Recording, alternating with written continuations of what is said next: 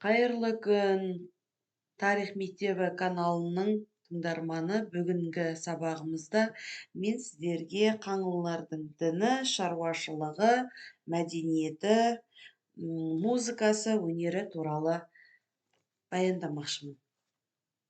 Ендеше осы қаңлылар біздің заманымызда дейінгі 3-2 ғасыр және біздің заманымыздың 5 ғасырында өмір сүрген ең ірі тайпалардың бірі. Олардың астанасы Битянь қаласы, екінші астанасы Бадьян қаласы.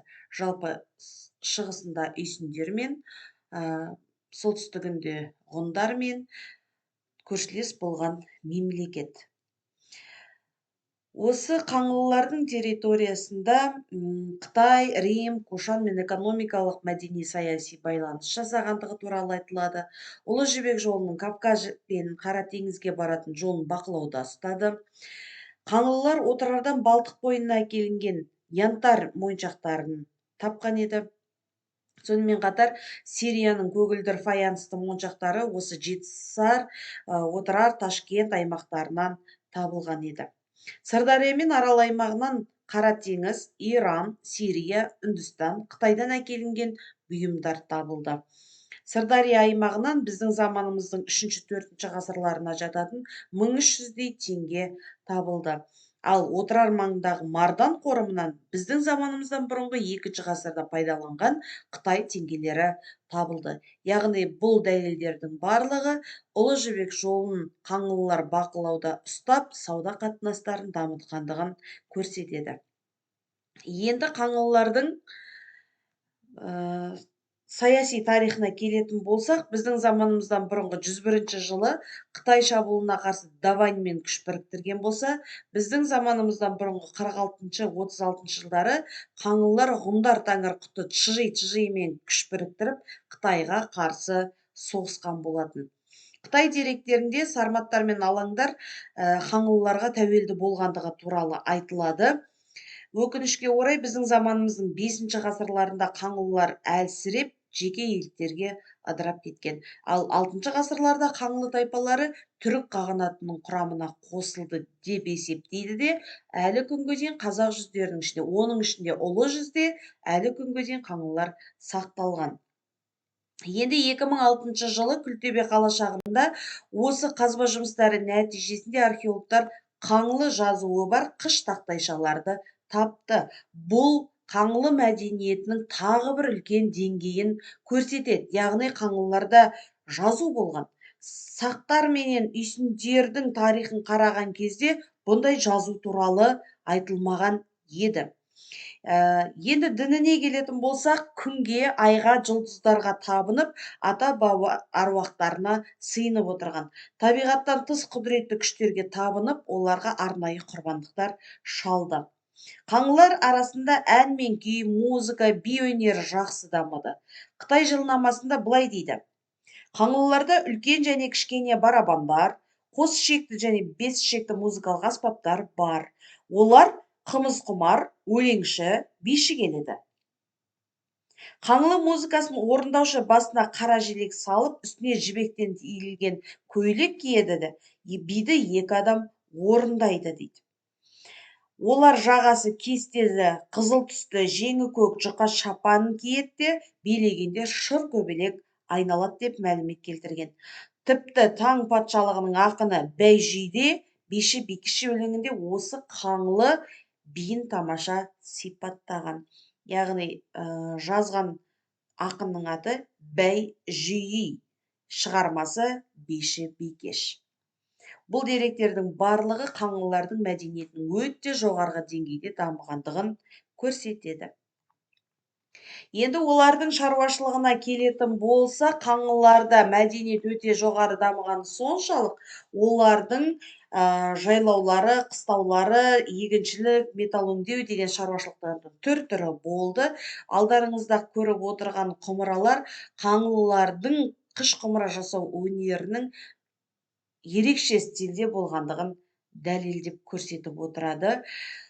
Сонымен бірге енді қаңлылардың шаруашылығына келетін болсақ, Олардың жайлауы Шу таластан бастап орталық Қазақстанға дейінгі аймақта, қыстаулары Сырдарияның төменгі ағысын мекен еткен еді. Ал отырықшы шаруашылық Арал өңірі, Ташкент аймақтарында дамып, қалалар пайда болды. Ал Сырдария аңғарында бау-бақша дамыды, оның ішінде тары, арпа, бидай өсірді. Сырдария, Арыс, Бадам өзендерінің орта ағысында мақта өсірді. Әсіресе әйелдерде жүн өңдеу және аң аулау қосымша кәсіптері жақсы дамыған екен. Қаңлылардың жерінде металл өндірісі, әсіресе темір ұсталығы, қола құю, зергерлік дамыған. Оған дәлел Шаш Илақ аймағындағы қалалар мен қоныстар болған. Бұл аймақта алтын, күміс, темірді өндіру және өңдеу кәсібі өте жоғары деңгейде дамыды. Сонымен бірге ежелгі Құлата қаласының орнынан 50 гектарлық жерді алып жатқан металл өңдеудің ірі орталығы табылды. Кенді балқыту үшін олар дөңгелек және төртбұрышты пештер пайдаланды. Бұл пештер кен өндіретін орындарға жақын орналасқан екен. Сонымен қаңлылардың мәдениетін оқыған кезде біздің есімізде қалу керек деректер алдарыңызға ұсынылып тұр.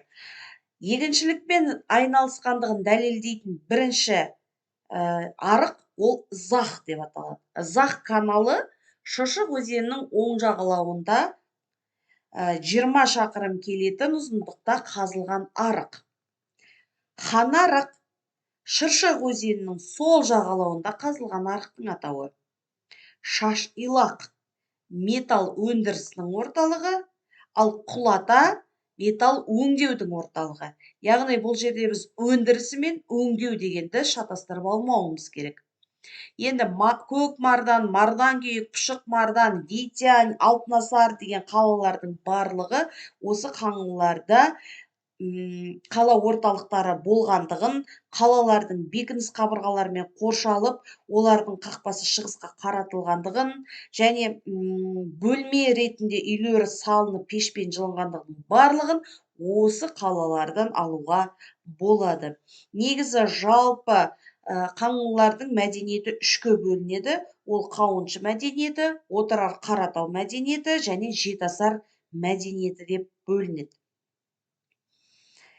Қауыншы мәдениеті ол Ташкент қаласының маңында біздің заманымыздан бұрынғы 3 ғасырдан қаланған.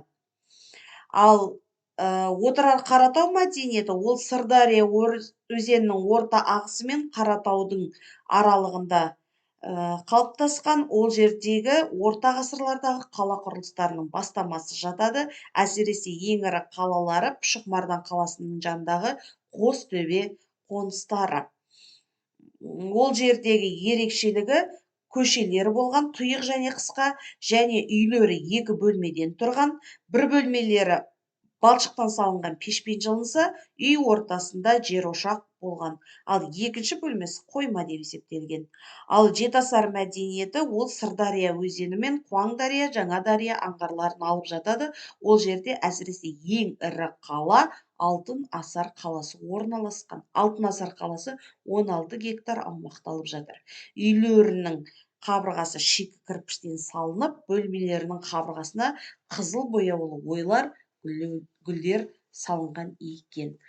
Егер сіздерге мәлімет қызық болатын болса, каналға тіркеліп, достарыңызбен бөлісе отырыңыздар.